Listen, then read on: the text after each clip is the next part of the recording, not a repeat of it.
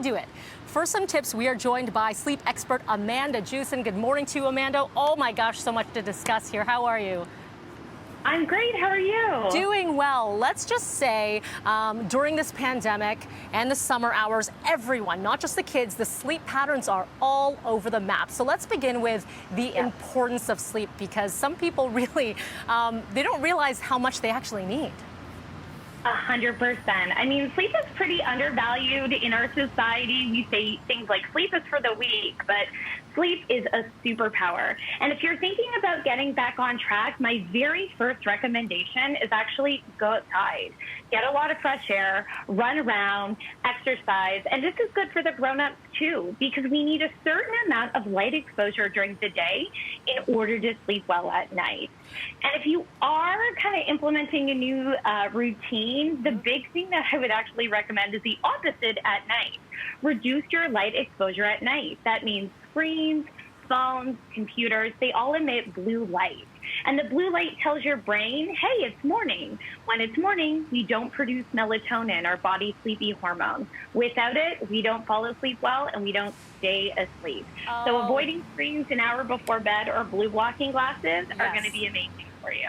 You know what? I love that principle, and I'm the worst at it though, because I like many people before bed, you know, you're maybe checking Instagram, you may be reading some work notes or whatnot. So I need to do that. I need to do exactly what you said there, Amanda. But for the kids, it's a little bit easier to impose. But so a lot of parents are thinking about back to school now. Again, whether or not they're going back to the classroom, or maybe they're doing it at home or hybrid, whatnot.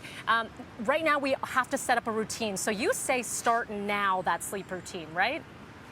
That's right. So for a lot of parents, what I'm hearing right now is, you know, we're in the summer fun. We have some later bedtimes happening. You can start shifting those bedtimes back. Let's say your child's going to bed at 10 right now and you want them to go to bed at 8.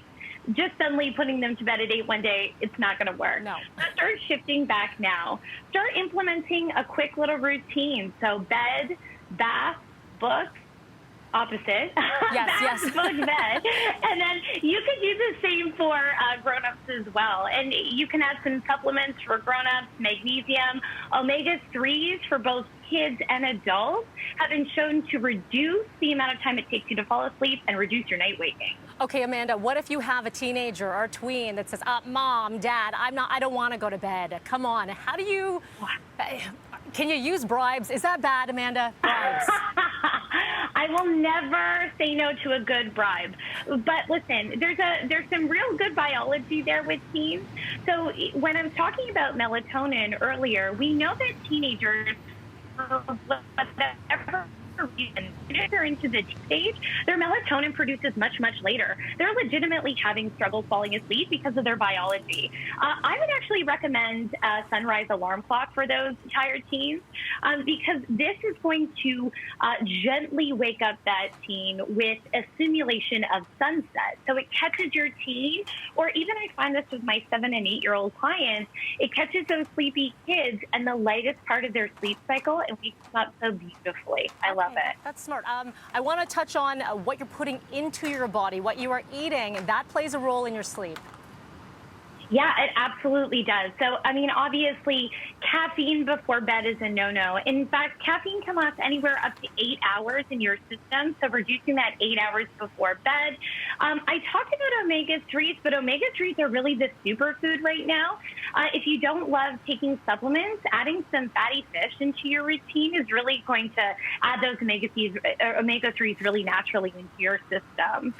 Things like that include tryptophan, like turkey, anything with almonds or cherries, those also include melatonin, so that can also help you sleep as well. Gotcha. Okay, we have so much more, but we've run out of time. Where can people find more information about you, Amanda?